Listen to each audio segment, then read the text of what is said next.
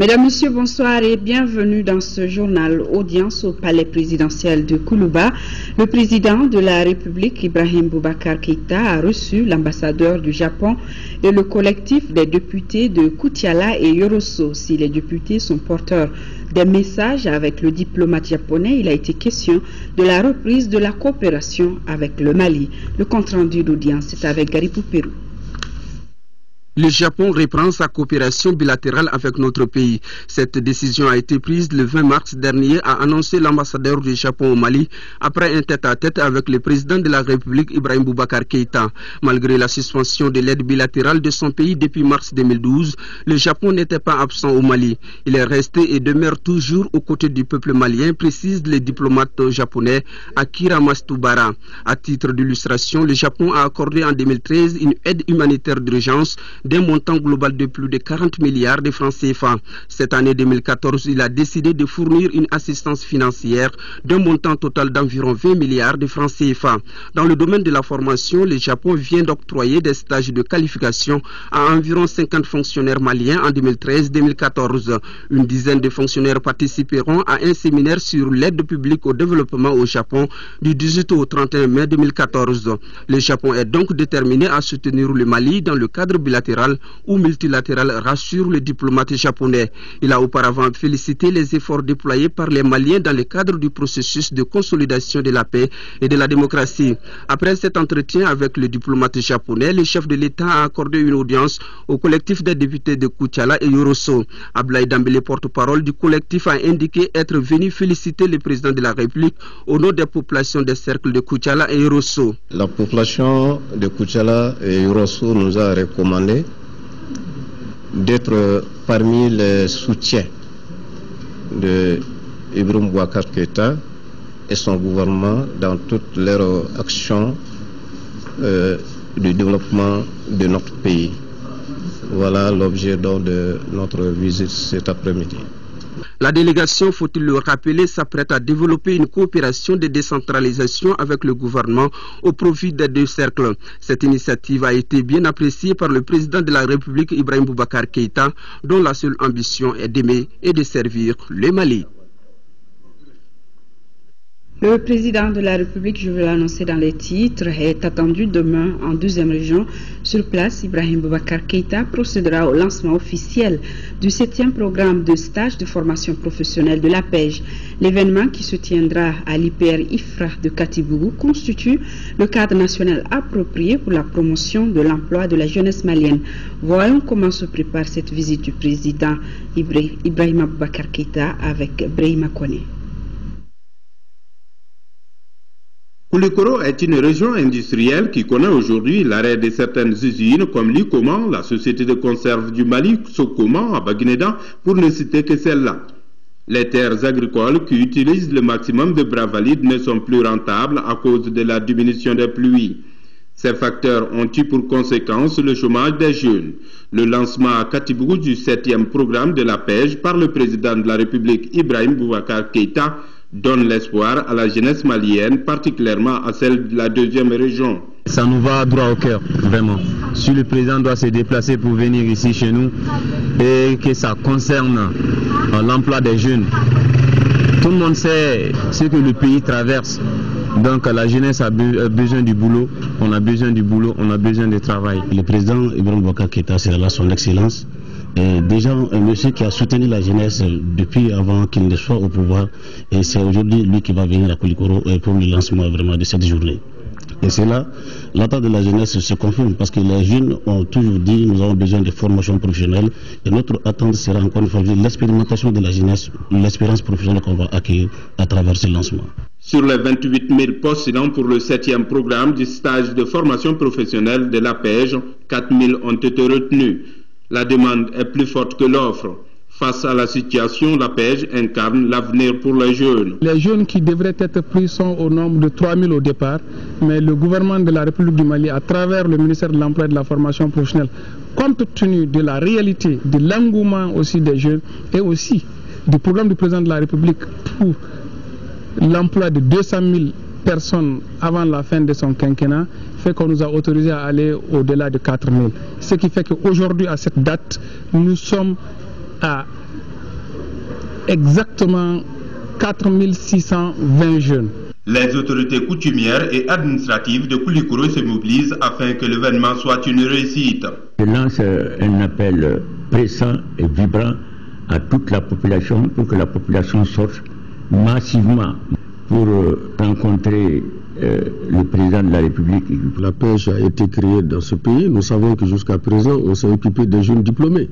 Jeunes diplômés qui très souvent veulent seulement évoluer dans le tertiaire, évoluer dans les bureaux. Donc nous avons dit que ce n'est pas l'emploi qui manque au Mali. Nous nous sommes dit cela. Parce qu'un pays comme le Mali où nous n'avons pas encore atteint la souveraineté alimentaire, c'est qu'il y a beaucoup à faire. Je pense que le cadre de l'UPR est bienvenu pour justement orienter les jeunes vers l'agriculture. Nul doute que la mobilisation sera à la hauteur des défis qui attendent la jeunesse malienne. C'est finalement demain, jeudi 8 mai, que s'ouvrira à Abuja le 24e Forum économique mondial pour l'Afrique. Le Premier ministre malien, Moussa Mara, est déjà sur place. Il est accompagné dans ce voyage par le ministre du Commerce et des Investissements et d'un représentant de la Chambre de commerce et d'industrie du Mali. Avant le début des travaux, le chef du gouvernement a rencontré son homologue chinois. À la fin de leur entretien, le Premier ministre s'est exprimé au micro de nos envoyés spéciaux, Tessira Dambélé et Idrissa Traoré.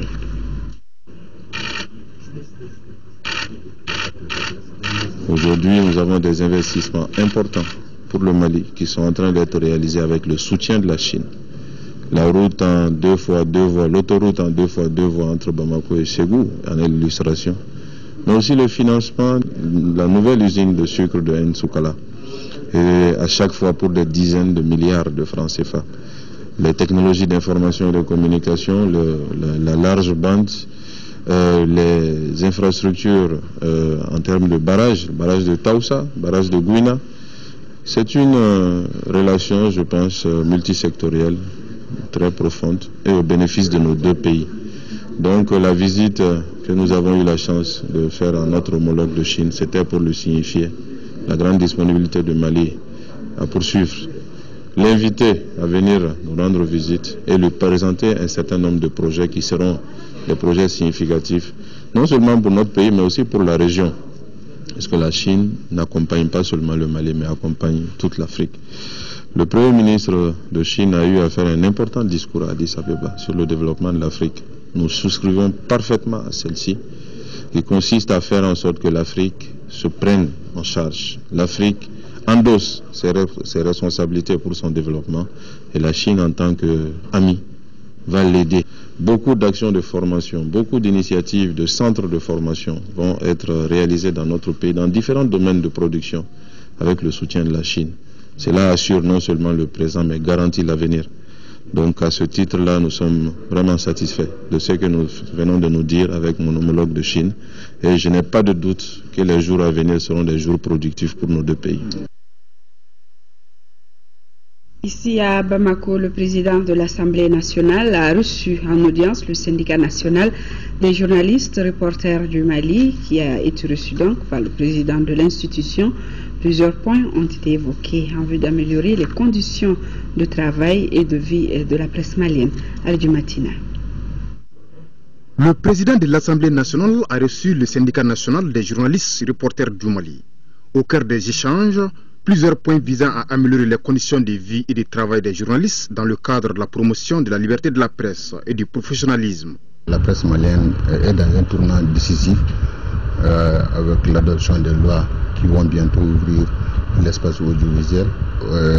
Nous avons évoqué la convention collective de la presse dans le cadre de l'amélioration des conditions de vie et de travail des journalistes. Donc nous pensons qu'aujourd'hui, il faut que nous revenions sur cette presse et que nous mettons l'accent sur la formation des journalistes pour que les journalistes soient indépendants et professionnels. Parce que le journaliste a un devoir citoyen extrêmement important qui est un devoir de contribuer au développement du pays. Quant au président de l'Assemblée nationale, Isaac Sidibé, il a affirmé sa disponibilité pour l'appui et l'accompagnement du CIJOR, avant d'insister sur l'autodiscipline au sein de la presse et l'autorégulation.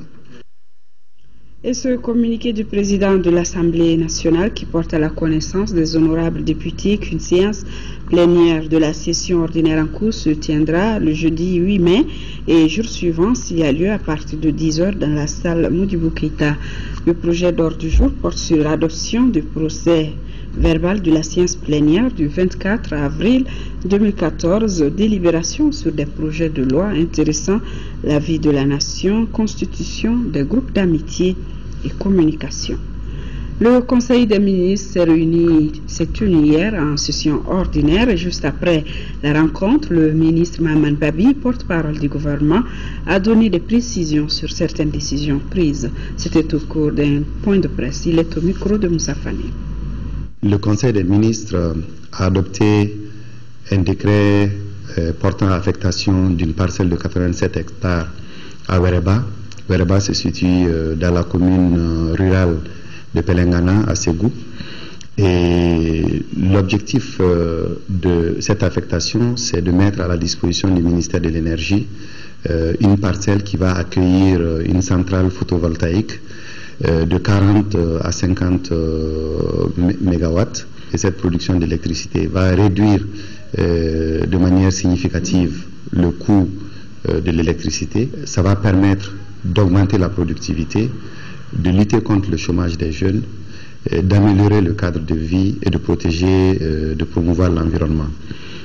Comme vous le savez, depuis quelque temps, le gouvernement a pris vraiment des mesures visant à améliorer les conditions de vie de nos populations, à accroître leurs revenus. Et donc, ce décret procède de cette volonté du gouvernement de veiller à ce que les Maliens et les Maliennes puissent vivre dans des conditions décentes. Le ministre du Travail, de la fonction publique et des relations avec les institutions a rendu visite cet après-midi au médiateur de la République et à la représentation nationale des collectivités. Le ministre entend par ses sorties améliorer les relations avec les institutions de la République. Ibrahima Tchokari. C'est par la Maison du Citoyen ou encore le Bureau du médiateur de la République que le ministre du Travail, de la fonction publique et des relations avec les institutions a débuté sa visite de prise de contact. Le Bureau du médiateur a un grand rôle à jouer dans l'amélioration des relations entre l'administration et ses usagers. Le Bureau du médiateur de la République reçoit chaque année des réclamations, des interpellations et des dénonciations relatives au dysfonctionnement des structures de l'État et aux violations des droits. Le Haut Conseil des collectivités, une institution qui a pour mission de donner des avis motivés sur les projets de loi concernant les populations vivant à l'intérieur des collectivités. Elle est la représentation nationale de 703 communes, 8 régions, 49 cercles et le district de Bamako. Je me suis donné le devoir de commencer à rencontrer les institutions et les hommes qui animent ces institutions pour leur réaffirmer la volonté du gouvernement de participer de façon active à la reconstruction rapide de notre État et donc au confort des institutions et l'amélioration des relations entre l'État et les institutions. Nous souhaitons des institutions fortes, comme on le dit, parce que c'est ce qui est le plus important. Nous allons y travailler et pour cela, il faut des rapports de confiance et des rapports qui vont vers les innovations, qui valorisent nos institutions pour améliorer la gouvernance et assurer la respectabilité de notre nation et de notre État. Il est important que j'apporte à cette institution tout le respect de la République et toute la considération du gouvernement pour créer les climats de confiance et les engager à s'impliquer fortement dans la résolution des préoccupations de notre pays. À l'issue de cette première visite de prise de contact, le ministre Diarra déclare avoir pris bonne note des préoccupations soulevées. Le ministre de l'Enseignement supérieur et de la Recherche scientifique était lui à l'École normale supérieure et à l'École normale d'ingénieurs. Ces sorties s'inscrivent dans le cadre de l'élaboration du plan d'action 2014-2018 qui fait suite à la tenue de la concertation nationale sur l'avenir de l'enseignement supérieur. Khadija Toukone. Il est 9 h, le ministre commence sa visite des locaux de l'ENSUP. Tour à tour, il se rend dans les salles de classe, l'amphithéâtre Kari Dambélé, la bibliothèque, la cantine, bref. Le ministre Tall a ensuite été reçu dans la salle des professeurs pour échanger avec ceux-ci sur les problèmes que rencontre l'établissement. Et comme vous avez dû le voir sur les images, cette école qui date de 1963 recense d'énormes difficultés, notamment le manque de salles de classe et de bureaux pour l'administration, manque de connexion à Internet, qui est essentiel pour la formation des étudiants, insuffisance de fonds pour les recherches, manque d'équipements pour les laboratoires et de documents pour la bibliothèque, difficultés pour aller dans le système LMD, etc. Après près de 2 heures de discussion, le cahier de doléances de l'ENSUP a été remis aux visiteurs du jour. L'école normale d'ingénieurs ENI, baptisée Abdraman Baba Touré depuis 2006. Il a visité quelques laboratoires comme celui de la microscopie. Là, on étudie les pierres précieuses et les roches. Dans la salle Internet, les futurs ingénieurs rencontrent souvent des problèmes de connexion, ce qui les empêche de faire des recherches à temps. Le ministre de l'Enseignement supérieur et de la Recherche scientifique a également visité le laboratoire EEA. Électronique, électricité, automatisme, où le principal travail est la manipulation des machines électriques. Et malgré le matériel vieillissant, notre visiteur est impressionné par la confection d'un feu tricolore par les étudiants de l'ENI. Dans tous les laboratoires visités par le ministre, les problèmes cités sont presque les mêmes. Manque d'appareils, nombre d'étudiants qui dépassent la capacité d'accueil des salles, la vétusté des appareils qui datent des années 70 et la cherté des appareils lourds. 75 ans après sa création, l'école d'ingénieurs Abdraman Baba Touré compte aujourd'hui 632 étudiants pour 71 enseignants. Contrairement à l'ENSUP, les étudiants et les enseignants de cet établissement ont tous accès au système Wi-Fi et chaque enseignant dispose d'au moins un ordinateur. Avec cette journée marathon, le ministre de l'Enseignement supérieur et de la Recherche scientifique invite tous les acteurs du système éducatif à être des alliés et non des adversaires afin de trouver des solutions idoines pour le grand malade qu'est l'école malienne. Les problèmes sont récurrents, ils sont importants. Donc, tous ces problèmes doivent être traités ensemble en fonction d'un certain nombre de priorités que je me fixe. Je vais donc essayer de faire le tour de l'ensemble des structures relevantes de mon département, non pas pour venir faire du tourisme, mais non seulement pour inspecter les infrastructures et les structures, mais aussi rencontrer le personnel, le corps enseignant et les étudiants pour connaître exactement les problèmes et voir quelles solutions on peut apporter.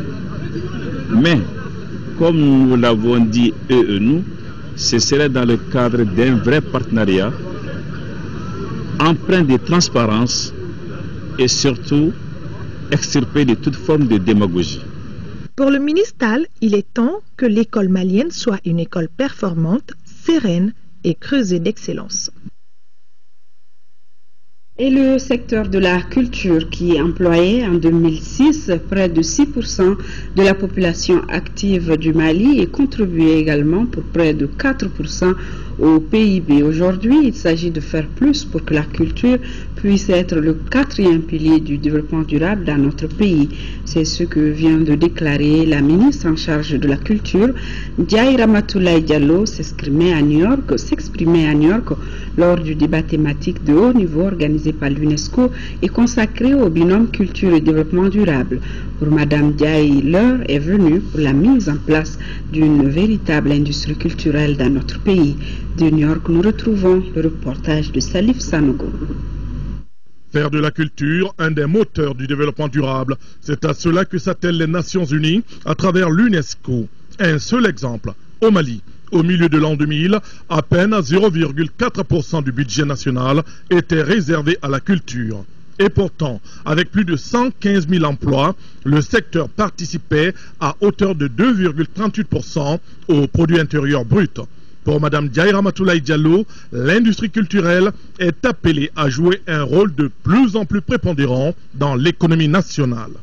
Oui, le Mali ambitionne en effet de faire de la culture un moteur économique dans le sens du développement d'une grande industrie culturelle pour l'amélioration du statut déjà de nos artistes, de nos hommes de culture, de nos auteurs, mais au-delà, la culture est essentielle même pour le développement même social de nos pays, d'où la transversalité de ce département.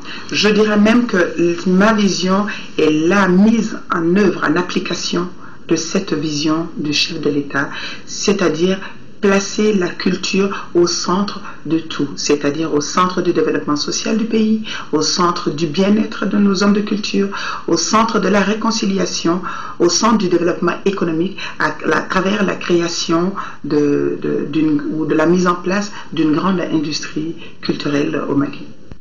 Facteur d'identité et de cohésion sociale, la culture peut également jouer un grand rôle dans le processus de reconstruction sociale et de réconciliation nationale. De cela, la ministre de la Culture en a parlé avec Michaël Jean, l'ancienne gouverneure générale du Canada, tout comme avec Irina Bokova, la directrice générale de l'UNESCO, fortement engagée pour la cause du Mali. Ce qui est aussi le cas de la Turquie, dont le ministre de la Culture a souhaité approfondir la coopération culturelle entre nos deux pays.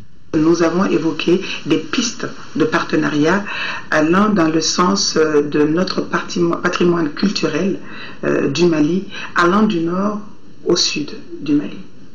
À New York, la voix du Mali aura été entendue. Les délégués à cette rencontre de haut niveau auront également vu un aperçu de la richesse culturelle locale à travers la prouesse vestimentaire des teinturières et des couturiers. Depuis juillet 2013, une stratégie Sahel de la CEDEAO est en formulation. Elle vise prioritairement la stabilisation et le développement de l'espace sahélo-saharien. Le document est au centre d'une rencontre de 3 jours ouverte ce matin à Bamako. Sa finalité est de disposer d'un document consensuel de plaidoyer avec toutes les parties prenantes en vue de relever les défis sécuritaires de la région du Sahel. Brahma Traoré, compte rendu. 3 jours pour revoir et affiner les projets de documents sur la stratégie Sahel de la communauté économique des États de l'Afrique de l'Ouest. C'est le principal exercice auquel se livrent les responsables des différents départements de la commission de la CEDEAO. La rencontre de Bamako est perçue comme une prise de conscience de la nécessité d'une approche globale et coordonnée pour relever les défis sécuritaires de la région. Et la stratégie Sahel de la CEDEAO semble être un outil indiqué. La stratégie Sahel de la CEDEAO vise prioritairement la stabilisation et le développement des espaces sahélo-sahariens. À cet égard, elle concentre son action dans la mise en œuvre des programmes régionaux intégrés de sécurité et de développement dans les domaines prioritaires suivants: les infrastructures de connexion, le pastoralisme, l'agriculture et l'irrigation, l'éducation avec la sécurité comme axe transversal à tous ces 3 secteurs de concentration. La rencontre doit justement permettre d'actualiser et d'enrichir les secteurs de concentration de la stratégie Sahel de la CEDEAO.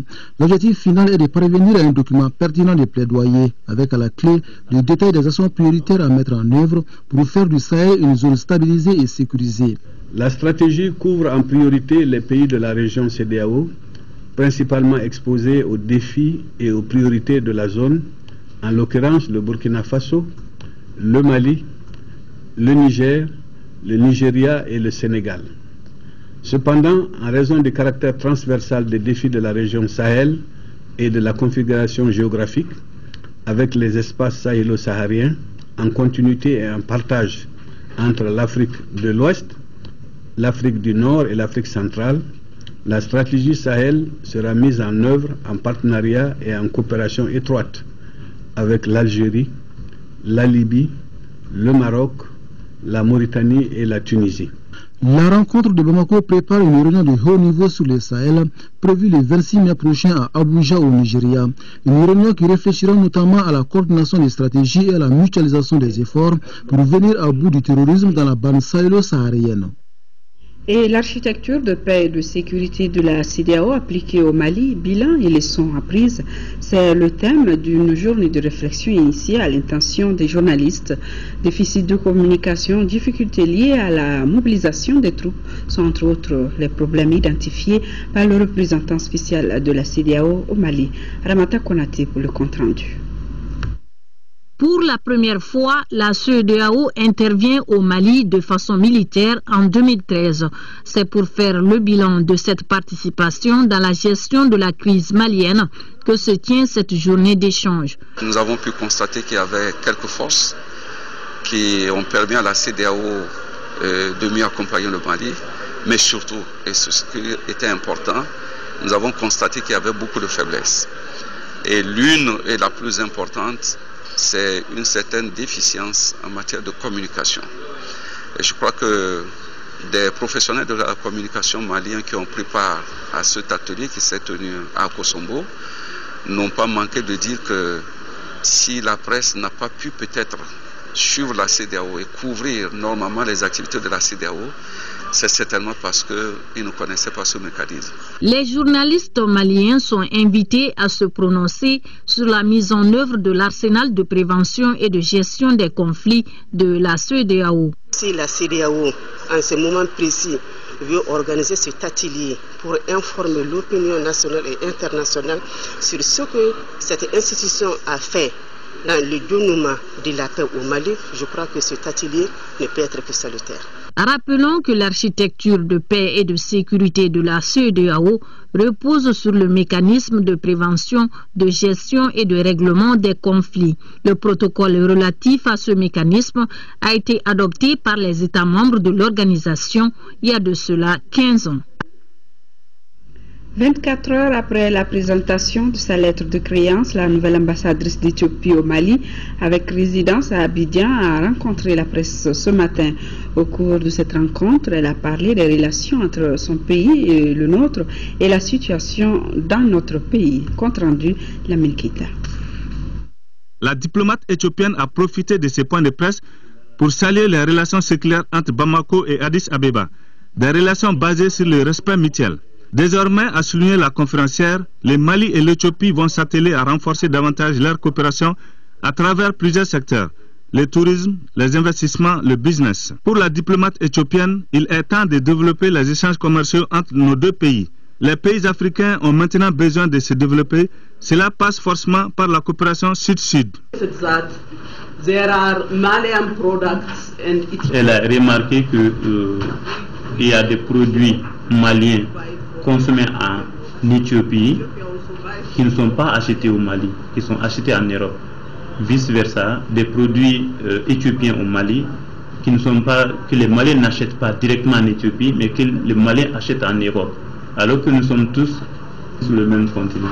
Ethiopia also buys from Europe Malian products. Pas de développement sans sécurité et paix. La conférencière a indiqué que l'Éthiopie est engagée dans la résolution de plusieurs conflits africains, y compris au Mali. Par rapport à la situation dans son pays, la diplomate a expliqué que l'Éthiopie fait partie des 10 pays émergents d'Afrique grâce aux nombreux projets de développement, dont celui du grand barrage éthiopien de la Renaissance, l'un des plus grands du continent. En 5e région, le PNUD et ses partenaires viennent de faire un appui au camp de Soufourlaye. Il s'agit d'équipements de réhabilitation pour 232 millions de francs CFA. Mahamar Ibrahim Touré. Le camp contribue à la formation des dizaines de jeunes, à l'apprentissage des métiers, contribuer à l'emploi et à l'entrepreneuriat jeune de la jeunesse malienne. Nous sommes venus aujourd'hui à Soufourlaye pour remettre des équipements en matériel dont le montant avoisine les 100 millions de francs CFA. Et nous sommes en train de visiter un chantier qui a démarré pour près de 132 millions de francs CFA, soit un total de 232 millions de francs CFA. Nous espérons qu'il sera fait bon usage de ce matériel et que quand la réhabilitation sera terminée, les jeunes trouveront un cadre propice d'accueil pour leur insertion socio-professionnelle. En remettant des équipements à la jeunesse et en posant la première pierre des travaux de réhabilitation, le ministre de la Jeunesse et de la Construction citoyenne dira: c'est un geste de solidarité et un accompagnement qui nous a toujours été constamment assuré par nos partenaires du PNUD et des Nations Unies, également le Japon. Et nous avons besoin de centres tels que celui de Soufourlaye pour pouvoir véhiculer et transmettre ces messages de civisme, de mobilisation à l'endroit de la jeunesse pour qu'elle soit non pas des spectateurs passifs dans le cadre du développement national, mais plutôt des acteurs debout sur tous les chantiers et qui sont décidés à impacter sur leur environnement dans le sens positif. La visite du camp de jeunesse par les ministres et la délégation qui l'accompagne, les plantations d'arbres, la visite des locaux de la direction régionale de la jeunesse des Mopti ont été d'autres temps forts de la cérémonie. Lancement du projet d'amélioration de l'accès des enfants aux services éducatifs de qualité financé à hauteur de 12 milliards de francs CFA. Cette phase permettra de rénover certaines composantes de l'éducation nationale et appuyer aussi les programmes éducatifs du ministère de l'Éducation nationale dans 5 régions et plusieurs districts sanitaires. Fatoumata Kone. Près de 12 milliards de francs CFA, c'est la somme qui facilitera le financement du projet d'amélioration de l'accès des enfants aux services éducatifs de qualité PASEC. Les domaines concernés par cette amélioration sont l'alimentation et la nutrition, l'hygiène et l'assainissement. C'est un projet qui va couvrir les aspects d'accès en termes de construction d'infrastructures, d'équipements et aussi construction des facilités par rapport à l'eau, l'hygiène, l'assainissement et aussi les cantines scolaires. Selon les statistiques, seulement 45% des écoles ont un point d'eau et 56% ont des latrines. C'est pour changer cette donne que le Canada a accordé ce financement. Le secteur de l'éducation fait partie des principaux bénéficiaires de l'appui du Canada depuis plusieurs années. Par exemple, au cours des 3 dernières années, le budget annuel moyen du Canada pour l'éducation au Mali était d'approximativement 25 millions de dollars canadiens. Le département s'est employé à élaborer un programme intérimaire 2014-2016 visant à accroître les infrastructures scolaires, à améliorer la qualité des apprentissages. Le projet d'amélioration de l'accès aux services éducatifs de qualité PASEC est le fruit d'un partenariat entre le Canada et le consortium de 4 organisations.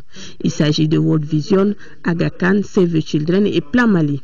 Les régions concernées par l'exécution de ce projet sont Kai, Koulikoro, Ségou, Sikasso et Mopti. La journée mondiale de la Croix-Rouge et du Croissant-Rouge est célébrée le 8 mai de chaque année. Le thème national retenu est Paix et solidarité au Mali. Dans un message, le ministre de la Solidarité, de l'Action humanitaire et de la reconstruction du Nord appelle à la consolidation des acquis pour l'édification d'un avenir de paix et d'espoir. Nous proposons un extrait de son message au micro de Batraoré. Notre cher pays, le Mali, a été en 2012 le terrain de violents conflits armés dans sa partie nord. Et depuis, les communautés y sont confrontées à une précarité sans précédent. Aujourd'hui, de nombreuses personnes, femmes, hommes et enfants, sont confrontés dans cette partie de notre pays à des menaces de toutes sortes sur le plan de leur vie. Au-delà des résultats probants et prometteurs atteints en matière d'action humanitaire par le gouvernement du Mali, ses partenaires et la Croix-Rouge, son auxiliaire, il convient de consolider les acquis. Aujourd'hui encore, plus que jamais, nous devons accepter que c'est en travaillant ensemble que nous serons à même de répondre rapidement aux besoins que suscitent de manière irrémissible les différentes catastrophes auxquelles nous faisons face. Aussi, en cette journée mondiale de la Croix-Rouge et du Croissant-Rouge, je lance un appel pour continuer de consolider nos liens avec les communautés et forger les alliances locales et mondiales qui favorisent la paix, la stabilité, la santé, le développement social et économique. Pour protéger la vie, la santé et la dignité humaine, je voudrais aussi lancer enfin cet appel pour que nous continuions à édifier un avenir de paix et d'espoir et une vie dans la dignité pour chacun de nous et pour nous tous. Protection des piétons et des passagers des transports en commun dans la circulation routière. C'est le thème retenu pour la célébration du 8 mai, journée de l'Organisation pour la sécurité routière en Afrique de l'Ouest, première édition. À cette occasion, le ministre de l'Équipement des Transports et du Désenclavement en appelle au respect des droits des uns et des autres dans la circulation routière. Écoutons Mamadou Hachim Koumari. Ses propos sont recueillis par Nouhoum Sissoko.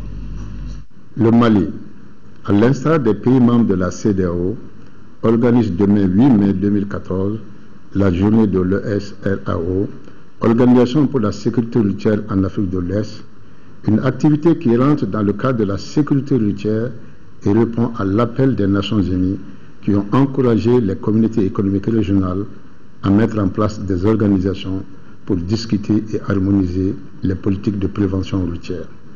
La création de l'ESRAO répond au souci de fédérer les efforts des pays de notre sous-région en vue de réduire les conséquences socio-économiques des accidents de la route.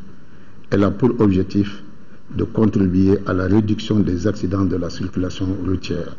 Chaque année dans le monde, 270 000 piétons meurent de la route, soit 22% du nombre total de décès liés aux accidents de la circulation routière. Ainsi, le thème retenu pour cette première célébration de la journée de l'ESRAO est « Protection des piétons et des passagers des transports en commun dans la circulation routière ». Nous sommes tous des piétons avant de devenir des conducteurs ou utilisateurs d'engins motoriers.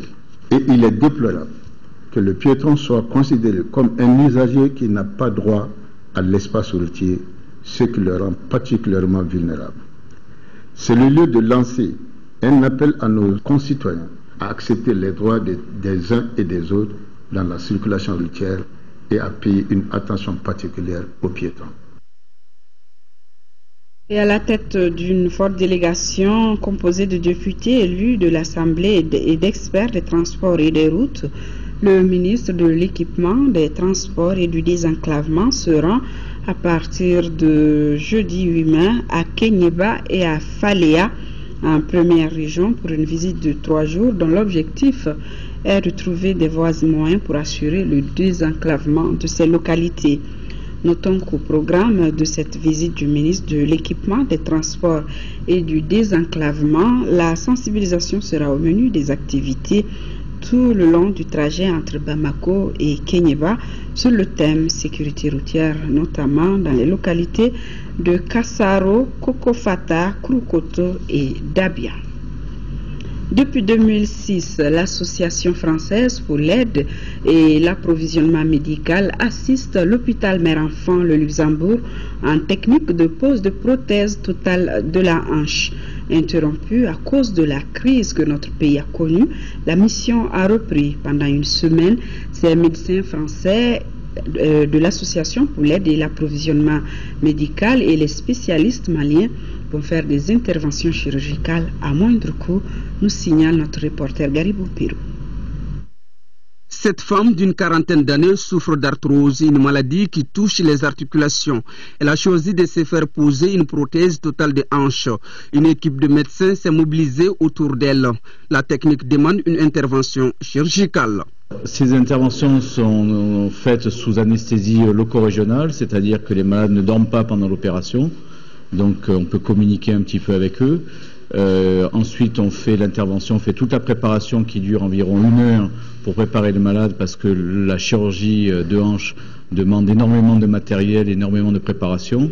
Il s'agit d'ostéonécrose, c'est-à-dire de destruction de la tête fémorale par la drépanocytose. Il y a 2 équipes. Il y a une équipe chirurgicale qui intervient sur le malade et il y a l'équipe d'anesthésie qui assure l'anesthésie du malade, à savoir endormir le malade. Sauf que cette fois-ci, on n'endort pas totalement le malade. On essaie juste de supprimer la douleur et la motricité au niveau de la partie inférieure afin que le chirurgien puisse travailler tranquillement et que le malade ne sente pas la douleur. L'opération chirurgicale ainsi terminée a duré 2 heures. Les spécialistes ont donné l'assurance que cette dame peut vivre longtemps et sans problème avec sa nouvelle prothèse. L'équipe travaille en coopération avec l'équipe du CHME du Luxembourg en particulier les anesthésistes et le personnel du bloc. C'est une intervention qui coûte généralement plus de 1 800 000 francs. Mais nous faisons payer aux malades un forfait de 250 000 francs. Et la liste d'attente est malheureusement encore très longue. Il y a plus de 200 patients qui attendent. Le problème des prothèses, c'est l'adaptation de la prothèse. Il ne suffit pas de payer une prothèse et qu'on vous mette une prothèse. Il faut avoir l'éventail de prothèses. Parce qu'une fois que vous avez ouvert la jambe du malade, vous allez voir exactement le numéro de prothèse qui s'adapte à cette jambe.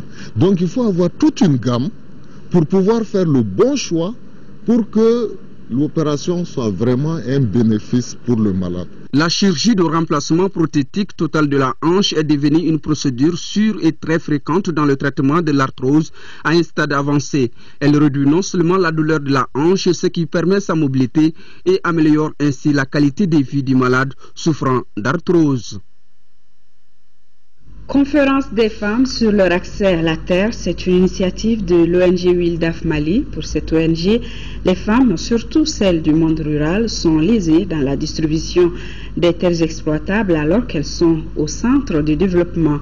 Les échanges entre femmes leaders pour la défense de cette cause sont soutenus par Oxfam Novib. Adama Kulbali, compte rendu.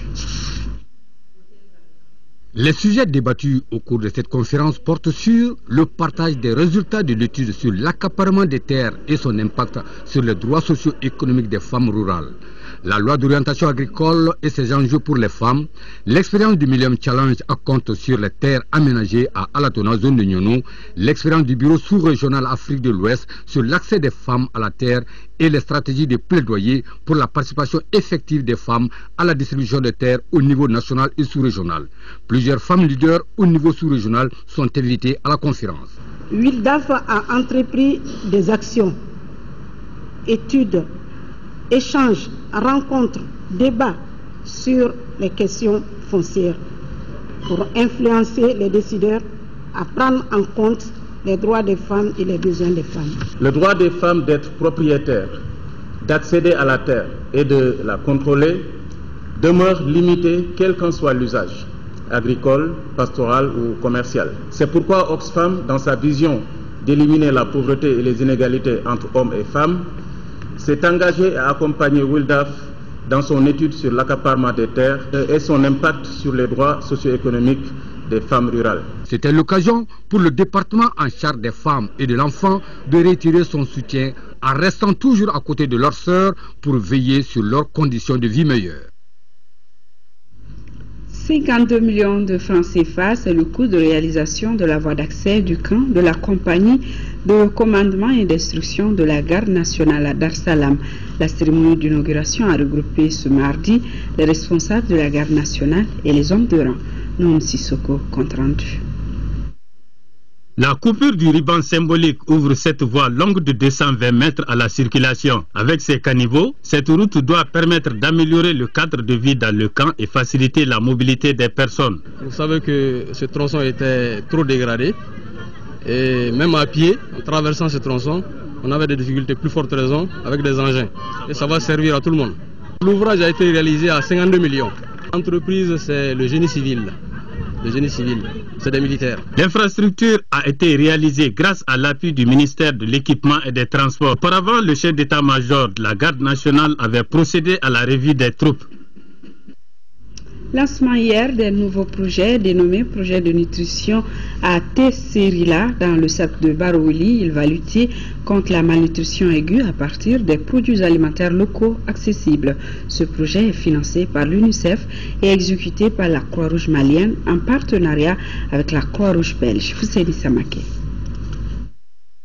Ce nouveau projet de nutrition ainsi lancé à Tesserila dans le cercle de Barouli est le fruit du partenariat entre la Croix-Rouge malienne et la Croix-Rouge belge, financé par l'UNICEF pour une durée de 12 mois. Il vise à lutter contre la malnutrition aiguë à travers la valorisation et la transformation des produits alimentaires locaux, et cela avec l'appui des relais communautaires et les associations communautaires de santé. Pour la réussite de ces projets, des comités villageois de santé créés organiseront des causeries éducatives, des séances de démonstration culinaire et des communications sur l'allaitement maternel exclusif. Le but est de démystifier la malnutrition aiguë et rendre accessibles les différentes stratégies mises en œuvre par les CBS sous la supervision des agents du projet et du système de santé afin de prévenir et, le cas échéant, de prendre en charge ceux qui en souffriraient. Les acteurs de la santé de l'enfant comptent ainsi briser les mythes de la malnutrition qui est une maladie comme les autres. Les comités villageois de santé ont montré à suffisance combien est importante la promotion des aliments locaux. Ces comités villageois sont très importants. Ils sont aujourd'hui le moteur, le fer de lance du succès de ce projet de prise en charge au niveau communautaire. La population n'avait pas compris que la malnutrition était une maladie. Et l'utilisation de ces produits locaux va permettre de diminuer, je dirais, la facture d'ordonnance auprès de ces populations. Et les permettra à tout le temps d'accéder à ces produits-là pour soutenir la santé des enfants, des femmes allaitantes et des femmes enceintes. Une séance de démonstration culinaire et un sketch sur la prise en charge des enfants malnutris ont mis fin à cette cérémonie de lancement à Tesserila. Fin hier de la 22e édition de la Ziara de Sékou Salah à Ouroboubou, dans le cercle de Tenenko. À cette édition 2014, ont pris part le ministre des Affaires religieuses et du culte et plusieurs adeptes et talibés de l'intérieur comme de l'extérieur. Ibrahima Tchokari. Prière, lecture du Saint-Coran, bénédiction, visite aux cheikhs et aux morts, ce sont là les temps forts de cette 22e édition de la Ziara de Sékou Salah. Fidèles, talibés et autres disciples sont venus en très grand nombre pour implorer Dieu, se recueillir, prier pour eux-mêmes, prier pour tous les musulmans et prier pour un retour définitif de la paix dans notre pays. Pendant 2 jours, dans leur prêche, les disciples du Saint Sékou Salah ont multiplié les appels à la solidarité, à la paix et à la réconciliation des Maliens. Un triptyque cher au président de la République. De tels jours, se trouver en de tels lieux, en la mémoire de Cheikh Salah, est un bonheur. Est un bonheur parce que c'est cela les valeurs des hommes et des femmes qui perpétuent en leur absence ce qu'est l'humilité. Pour ceux qui croient que les bonnes âmes adorés, adulés par le Seigneur, vivent toujours pour protéger. Et c'est eux qui protègent aujourd'hui ce pays.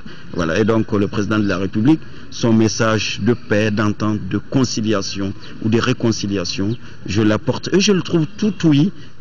Ses successeurs de Cheikh Salah et accompagnés et sont déjà dans cette œuvre. Et donc c'est le bonheur pour moi.